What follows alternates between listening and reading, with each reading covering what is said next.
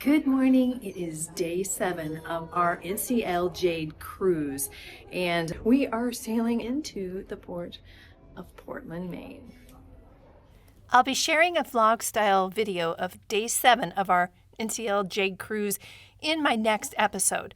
But before we dive into that, I wanted to create a special highlight of something unique we experienced here in Portland, Maine. Welcome to Portland, Maine, where history lives in the streets. Today I'm taking you with me on a moving journey along the Portland Freedom Trail, a self-guided walking route that highlights key sites of Maine's Black community and their courageous fight against slavery. This isn't just a fun scavenger hunt style walk. It's also a way to learn a bit of history and geography about this beautiful port city. We had found this on the internet a couple days before coming to this port, and since we like to find things to do close to the ship and in the port, bonus when it costs nothing, we decided to check it out. As we step off the ship and make our way up the dock, our first stop is the port building. Inside, we check the visitor center to see if we can get some more information about the Portland Freedom Trail. With map in hand, we step back outside, turn left, and head toward our first stop on the trail. It is absolutely gorgeous today. This is India Street. Keep going on Commercial. It is a beautiful fall day today. Clear, brisk skies, crisp but comfortable temperatures. Unlike the other rainy, cloudy days we've experienced on this cruise. What a blessing. There's Maine State Pier, which you'll see that on the Freedom Trail map. And this light up here is Franklin Street. And this is our first stop on the Portland, Maine Freedom Trail.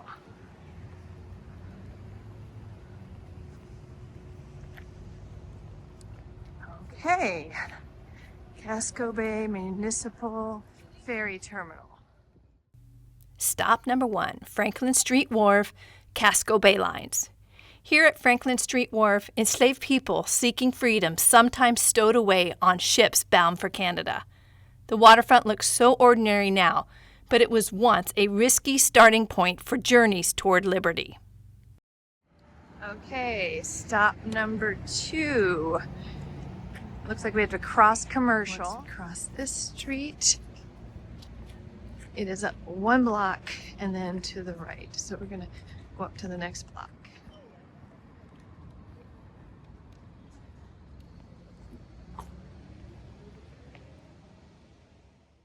Stop 2, Barbershop of Jacob C. Dixon at 243 4th Street.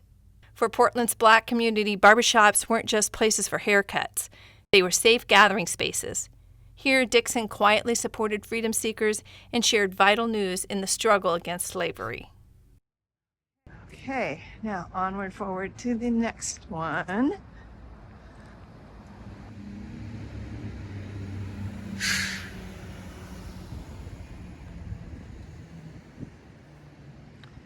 Okay, there's another marker. Hack stand of Charles H.L. Pier, 29 Middle Street. This stop is the former hack stand of Charles Pier.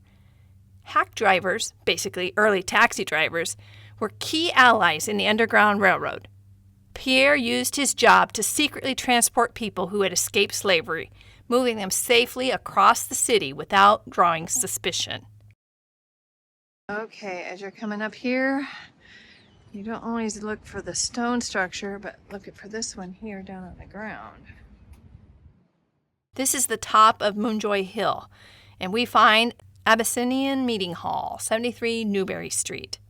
Built in 1828, it was the spiritual and cultural heart of Portland's Black community, serving as a church, a school, and a station on the Underground Railroad. It is the 3rd oldest standing African American meeting house in the United States.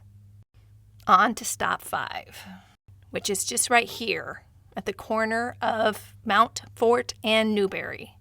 This is the home of Charles Frederick and Harriet Stephenson Eastman.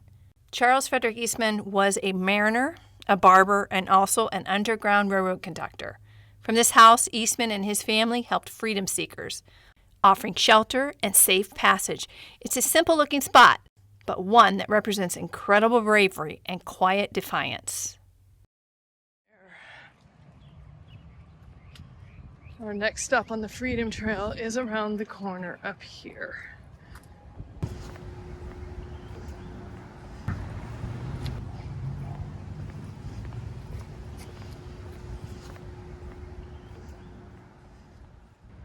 Stop number 6 is on the corner of Congress and Mount Fort. This is the Eastern Cemetery. May look peaceful today, but it holds important stories. Buried here are many Portland residents connected to both the fight for and against slavery. It's a reminder that history is never one-sided, and communities carry both struggles and progress in their memory.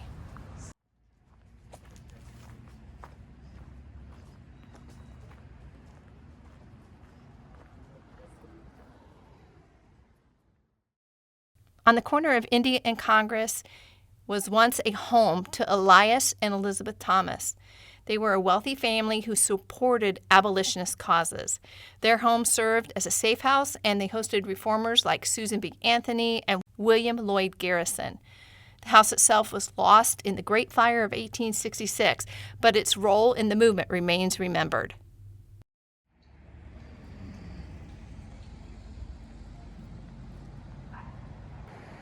That's cool.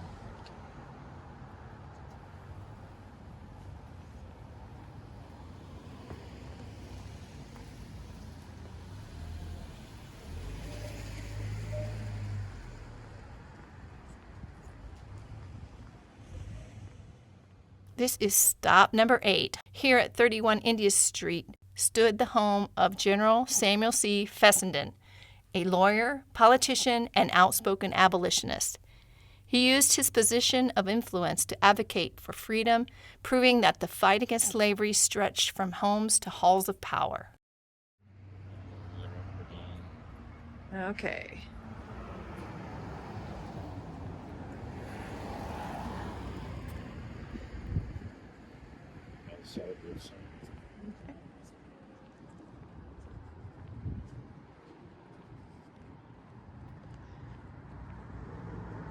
Like that building.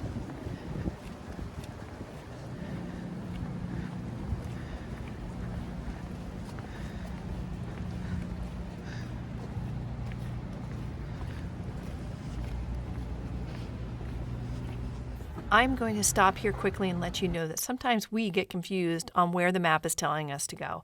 Part of the fun of a scavenger hunt, I guess. We could have actually walked through that park ahead of us to the opposite corner for our next stop, but we missed that. And instead, we went the long way around. But we did get to see more of Portland. Corner of Congress and Pearl.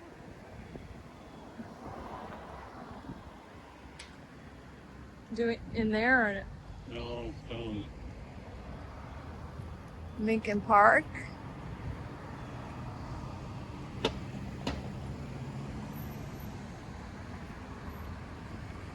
thank you. What's this memorial?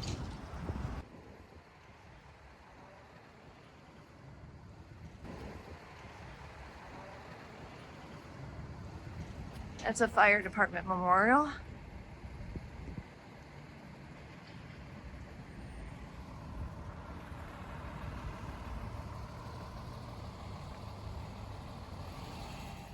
There it is. Okay, it's in Lincoln Park. We were going the wrong direction. Stop number 9. This is the site of the Friends Meeting House. Quakers are among the earliest groups to speak out strongly against slavery. Their meeting house in Portland was a center for abolitionist organizing and support.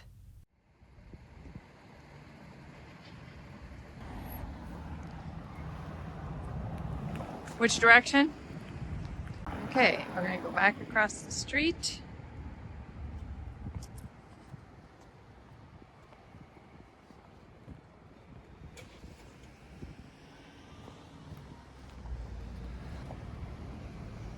This must be the city center.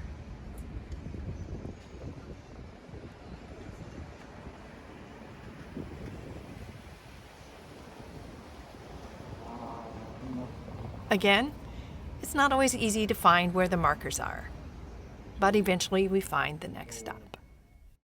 Stop number 10. This is on the corner of Federal and Temple, another hack stand, this time belonging to Reuben Ruby, one of Portland's most influential African-American leaders. He was not only a hack driver, but also a founding member of the Abyssinian Church, a temperance activist, and an abolitionist. His work helped build both community and resistance.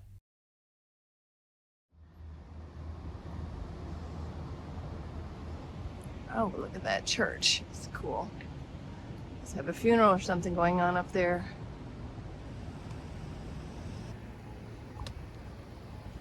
Ah, that's what he's doing. Guarding a pothole.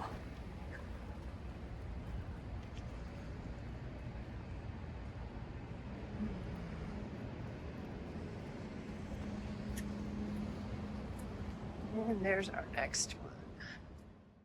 Stop number 11, First Parish Unitarian Universalist Church. This is 425 Congress Street. The First Parish Church was another abolitionist site. Its congregation often hosted anti-slavery speakers and rallies. This church gave Portland citizens a space to debate, challenge, and fight against slavery in a public setting.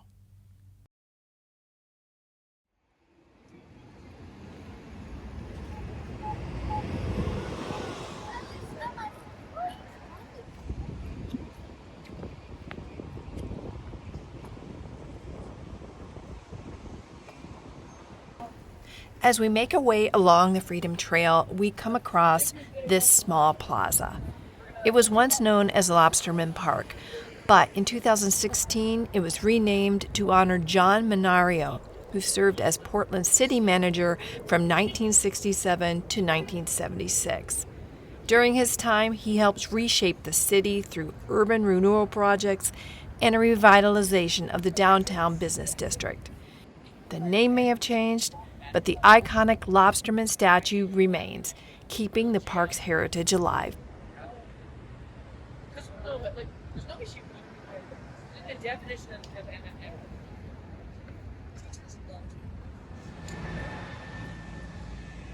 Sorry.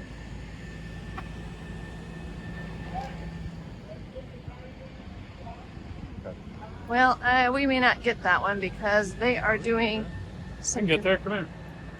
construction.